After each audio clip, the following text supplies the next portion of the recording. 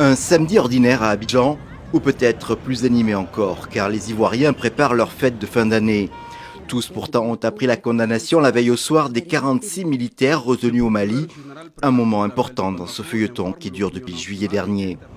Il n'y a pas eu de réaction violente, mais un certain mécontentement contre une attitude jugée hostile de la part du pays voisin. Cette condamnation est injuste, puisque eux-mêmes les Maliens ne disent pas la vérité. Ils ont menti à leur peuple en disant que ce sont des mercenaires. C'est quand même méchant, très méchant de leur part. En bas de ces manguiers, vous voyez ici, il y a plein de Maliens ici. On est ensemble ici, on fait tout ensemble ici. Mais nous, on les prend comme des frères ici. Mais s'ils trouvent que nous ne sommes pas les frères, nous sommes les ennemis, on prend acte et puis on prend des décisions aussi.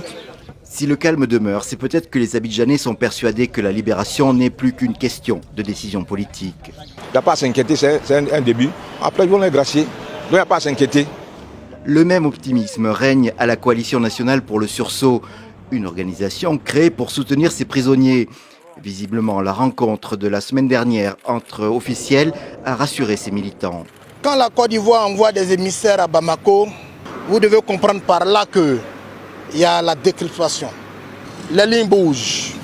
Donc nous sommes très confiants et nous faisons confiance à nos autorités. Mais bientôt, dans quelques heures, une très bonne nouvelle pour souhaiter bonne heureuse année aux deux pays.